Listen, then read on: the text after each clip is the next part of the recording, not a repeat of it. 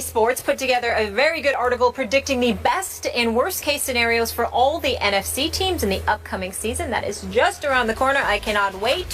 Here's a look at the potential best and potential worst records for a few of the teams we're going to discuss. The Cowboys 12-4 or 4-12. The Eagles 13-3 or 3-13, and then the Seahawks 14-2 or 8-8. So of the three teams I just mentioned, Skip, the worst case scenario, we're focusing on the negative here. Which team is it most likely to happen for? Stephen, the obvious choice is my Dallas Cowboys, and I'll tell you why. Not just the loss of Deion Scandrick yesterday, as I'm calling him now. Stop it. Orlando Scandrick. God bless you. When I look at my Dallas Cowboys schedule, it ain't easy. They've got to play New England, at Green Bay, Seattle, at New Orleans, at Buffalo, at Miami, even at Tampa Bay. And, you know, I think Tampa's going to be the surprise team of the NFL this year. It's a much easier schedule to me than the Eagles' schedule.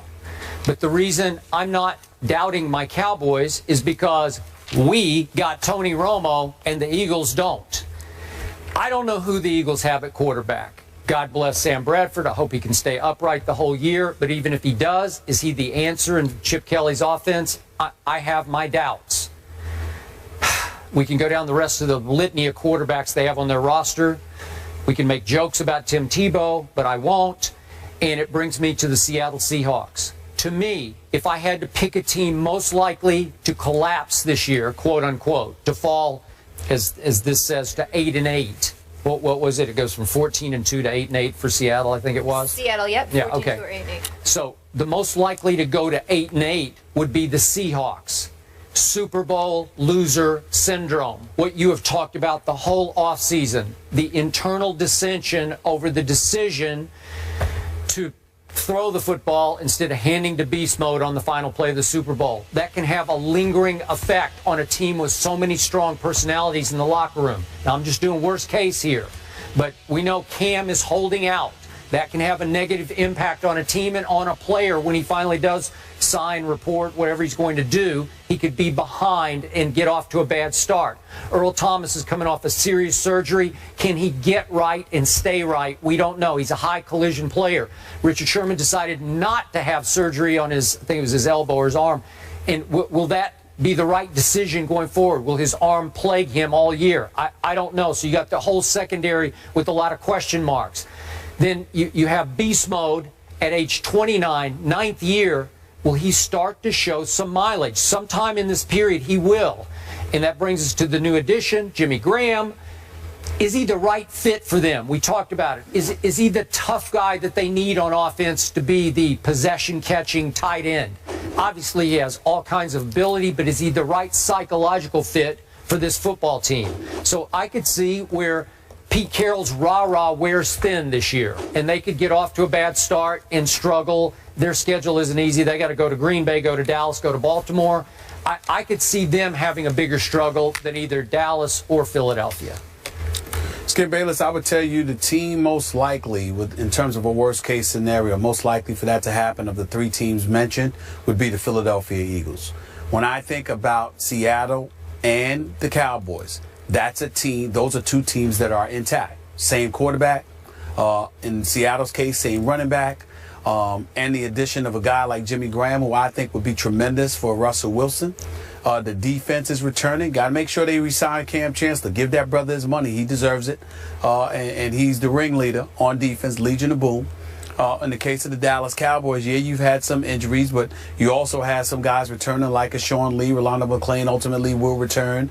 You look at the addition of Greg Hardy, Randy Gregory, those guys, and the pass rush they expected to have. I don't see them falling to 4-12. Plus, you got Tony Romo. You still got Dez. You still got Jason Witten. You still got Cole Beasley. You still got Terrence Williams. You don't have DeMarco Murray. That's going to be a problem for you. You'll just throw the football more. That doesn't mean you'll fall way off the wagon. Just means you may not be 4-12. It just means you're not going to be 4-12. But when you look at the Philadelphia Eagles, Sam Bradford, question mark as to how long he'll last, coming off of 2 straight ACL surgeries. Yeah, they got DeMarco Murray and Ryan Matthews running the football. We understand that. questions at receivers. Even though Aguilar, along with Jordan Matthews, is big time, they still got a lot to prove because they're both relatively young, and now they're going to be the focal point. You don't have an experienced veteran like Jeremy Maclin out there. You know, don't get me started with Riley Cooper. And so when you look at it from that perspective, along with the fact that the Eagles had one of the worst pass defenses to the game, yeah, you added Byron Maxwell, and you added Walter Thurman III, and I get all of that. But are they enough to bring you from, what was it? I mean, what was their defense? Their defense was ranked 28th overall, second to last against the pass. How much of an improvement can you really expect them to make? I think those are the legitimate question marks right now. I think it's undeniable, and I think you have to look at it from the perspective that if there's a team that can fall apart before our very eyes, it's the Philadelphia Eagles. I don't believe they will do it. I still think they got a shot. They probably could win the NFC East, but in terms of just this question as a worst-case scenario kind of thing, if you're going to pick the Cowboys, the Seahawks, or the Eagles, I say there's a greater possibility for the Eagles to wet the bed than anybody else.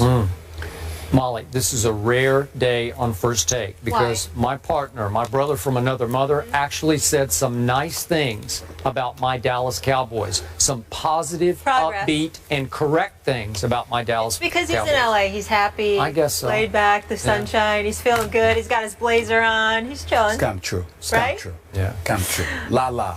We don't call, you know, the fellas, we don't call it Los Angeles or L.A. We call it La La. Okay, just so you know, you enjoy La La. Yes. Coming up, former NFL lineman Jonathan Martin speaks out about his time in the NFL. He has very strong words. We're going to discuss those when we come back. Stay here. In an interview with Chicago Magazine, Bears tight end Martellus Bennett doesn't understand why it's the quarterback on the football team that needs to be the leader. Skip, your comments on what Marty said about Cuddy. Marty Cuddy? I like that, Stephen. My favorite two nicknames. My comment on what Martellus said about Jay Cutler is that Martellus, Stephen A., tiptoed right to the edge of ripping his quarterback for a lack of leadership and stopped short because he knows that Cuddy throws Marty lots of nice passes, throws him the sugar, if you will, and they do have a good wavelength and a good rapport. So I think Martellus knows exactly what Jay is and isn't. I've never said he was a leader. Jay Cutler lives in his own world. He only cares about Jay Cutler. He has enough trouble leading Jay Cutler, let alone trying to lead the rest of the football team. Well, you can sit there and say he's ripping the quarterback. I just think he's speaking fact. He understands that in a great sports town like Chicago, they have a leaderless quarterback situation. And that's really what this comes down to. We all know that Jay Cutler's a joke. We all know that he has no business being a quarterback in Chicago. We all know that he's only still there because somebody, I think it was Phil Emery, was stupid enough to overpay him and place his faith in the franchise in this man's hands. We all know this. We all know that Jay Cutler, the only time we've seen him smile was when he was signing his contract for the media to see. He basically looked everybody in the face and said, I hoodwinked all of y'all. I got my money, and we all know I didn't deserve it. This is what the situation is with Jay Cutler. He's never going to change, Skip. He's going to be the same old way, Skip. That's just the way that it is, and there's no way around it. He can play, he can throw, but he doesn't care. Yeah. He's leaderless. He's devoid of leadership ability. And that's it. I'll let you get away with that, but not joke. He is not a joke. And I'm speaking as a Vanderbilt graduate. But I'm not talking about a talent. The joke did throw that team all the way to the NFC Championship game. Am I right about that? Really? Well, one he did. One playoff appearance in 9 years. Well, really? That's what you're going to bring up? He did make a dead Pro Bowl. clock is right twice a day. How many times I got to tell you this stuff?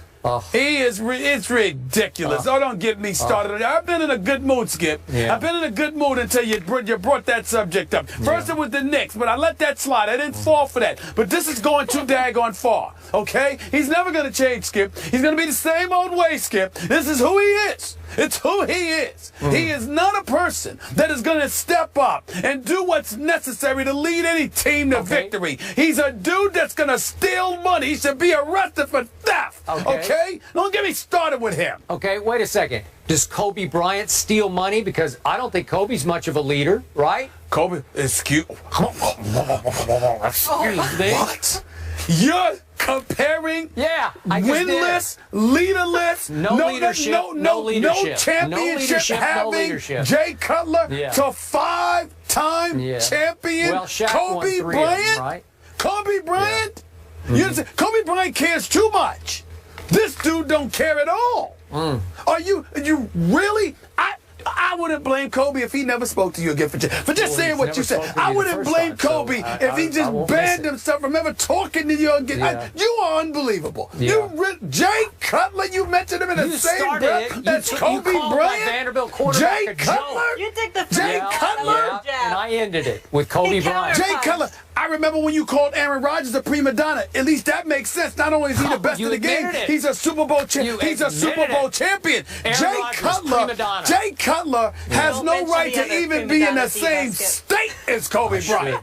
He shouldn't be in the same state. No. The same state. They need to throw him out of Chicago. That's what they need to do. Stay calm. You're in Cali, all right? Yeah, they need to throw him out of Relax. LA. Are you kidding me? Yeah. Russell Westbrook has some bad blood, but it's not what you think. We'll explain that after the break.